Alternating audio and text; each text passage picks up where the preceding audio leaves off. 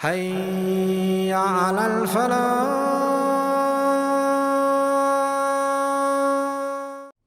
Sabr, the word sabr means several things. And in English, it's kind of unfair to translate it as patience. So first, let's comment on what the several meanings of sabr are. It certainly includes patience, but it includes perseverance. Perseverance implies when things become difficult, you still hang on. You still keep going, chugging along. This is persevering. It also implies commitment. In other words, you never get lazy, you never slack off. You remain committed, like you're committed to getting to work on time every day. Or you're committed to handing the assignment in before it's due. Commitment. It also implies constancy. In other words, your commitment doesn't fluctuate, it doesn't go up and down. It's the same. You know, Ibn Taymiyyah rahimahullah, in defining sabr, he said, it is to have the same level of obedience to Allah in ease or in difficulty. If you can have the same level of obedience to Allah, whether times are easy or they are difficult, then you have exercised the quality of as-sabr. That's what sabr is. So now, but Allah doesn't say, وَتَوَاصَوْا بِالْحَقِّ وَصَبَرُوا. This is very important. They encouraged each other and counseled each other to the best of their ability, with sincerity, truthfully, to the truth and to the obligations that they owe. And Allah didn't continue by saying, and they were patient in doing so. He didn't just say they were patient. He went a step further and said, وَتَوَاصَوْا بِالصَّبْرِ, which teaches us something huge. Not only is sabr included now, meaning they were patient, they were perseverant, they remained constant, but they encouraged each other in remaining patient and constant and persevering. You know what that teaches us? You cannot keep your sabr. You need someone to counsel you and give you strength and say, listen, you need to have sabr. We need to feed, sabr feeds off of each other. You know, the strength comes from the other. Sabr, the way it's described in the most simple terms is ala al-masa'ib, meaning you have to be patient, perseverant, remain constant no matter how difficult things get. Wasbir ala ma asabak, persevere no matter what calamity falls upon you. That's one meaning. Guess who shaitan's after? The people who are trying to serve this deen. So that he will tempt them with disobedience to Allah in their private moments more than anyone else. They are more susceptible. They are more under attack. So you have to have sabr from falling into disobedience to Allah. And then you have to have sabr on the obedience to Allah, meaning obedience to Allah can become difficult. And you have to remain perseverant. And you have to, there are among us, these are real stories. This is not some theory. Allah speaks to us, He talks about us, and He knows what kind of lives we lead. فِيهِ ذِكْرُكُمْ. And it is your own mention. The first comment is all of these are mentioned in the past tense. إِلَّا الَّذِينَ آمَنُوا, past tense. وَعَمِلُوا, past tense. وَتَوَاصَوْا, all past tense. What's the benefit of that? What's the difference between saying that and saying إِلَّا الَّذِينَ يُؤْمِنُونَ وَيَعْمَلُونَ الصَّالِحَاتِ وَيَتَوَاصَوْنَ بِالْحَقِّ وَيَتَوَاصَوْنَ بِالصَّبْرِ? Why not mention it in the present tense? Mentioning it in the past tense implies these are people who lived their entire life doing it, and until the moment they died. So you can look back at their entire life and you'll be able to say, yes, they fulfilled the rights of Iman. Yes, when you look at their life, you say these people did good. And they did tawasi bil haqq and they did tawasi bil sabr. In other words, this is almost a fulfillment of the ayah, وَلَا تَمُوتُنَّ إِلَّا وَأَنْتُمْ مُسْلِمُونَ. Don't you dare die except that you're Muslims. When you're looking back at their life, you don't say they used to be good and then they failed, tapered off. Until the end of their life, they were committed, so you can look back at them and say, they fulfilled all four of these things. So by mentioning them in the past, it is an illustration that their entire life represents these behaviors, until death came to them. These are the people. In other words, you can never just stop. You can never just look, you have to reach the point where you can look back, or people will look back at your entire life and be able to say, all these four conditions were met. This is the second benefit. A lot of people don't associate Iman with anything other than just a statement. They just say, La ilaha illallah, Muhammadur Rasulullah, I'm done. Sallallahu alayhi wasallam. Maybe a little bit of, we just go to the masjid sometimes, pray some, not even regular prayer, maybe Jama'ah, right? But the idea, why do Muslims behave in this way, the vast majority of them, obviously you could claim it as a lack of knowledge, but really what it is an attitude.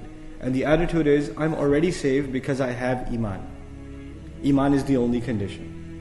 Now there are two problems with that attitude. The first problem is the assumption that we have Iman. The second problem is the assumption that Iman alone is enough. So the two problems with that. So let's address the first problem. To assume that we have iman, we first have to understand what does it mean to have iman. And what it means to, what iman means is two things. You could think of it from a legal point of view, and you could think of it from a reality point of view. From a legal point of view, anyone who says La ilaha illallah, anyone who says Muhammadur Rasulullah sallallahu alaihi wasallam has what? They have iman. When Allah says Ya ayyuhalladhina amanu, those of you who believe, who's He talking to? Anyone who says the shahada. Everyone who says the shahada is included in that address. When you look at someone and they say Assalamu alaikum wa rahmatullah wa barakatuh, if they say salam to you, what's your automatic assumption about them? They have iman. They've met that baseline condition. So this however is from a worldly legal point of view. Legally speaking, anyone who claims to be Muslim is Muslim. And they have, for us then in that sense, Islam is no different than iman. They're essentially the same thing. Faith and Islam are the same. But then there's the matter of that distinction that Allah Himself makes in Surah Al-Hujurat, where He says, قَالَتِ الْأَعْرَابُ آمَنَّا قُلْ لَمْ تُؤْمِنُوا وَلَكِنْ قُولُوا أَسْلَمْنَا. The Bedouins say we have iman. Tell them no, you only have Islam. You've only accepted Islam. And iman, وَلَمَّا يَدْخُلِ الْإِيمَانِ فِي قُلُوبِكُمْ. Iman hasn't entered your hearts yet. In other words, in this statement we learned that what people assume to be iman happens to be what according to Allah? Islam. That's just Islam. And where does iman rest? Iman doesn't rest on the tongue. According to this ayah, where does iman rest? In the heart. So now it's a change of thought. The one who assumes that they have iman based on what they said with their tongue is already being given a change of attitude. They're being told, no, iman is something else. It's in the heart. Now there are many things that are talked about in the Quran in regards to the heart, but at least three things that I'd like to share with you in regards to this discussion that I think are paramount. In other words, when you have ayat in your heart, what does that increase? Your iman. When you remember Allah, what's the best way to remember Allah? The ayat of Allah. And when you remember Him through the ayat, then iman increases. And how do I know these three things are connected? Let's turn to Surah Al-Anfal for a moment. This is the 8th surah of the Quran. إِنَّمَا الْمُؤْمِنُونَ الَّذِينَ إِذَا ذُكِرَ اللَّهُ وَجِلَتْ قُلُوبُهُم. The true believers are those when Allah is mentioned or remembered, their hearts tremble. When Allah is mentioned or remembered, their hearts tremble. So what is now mentioned next to the heart? Remembrance.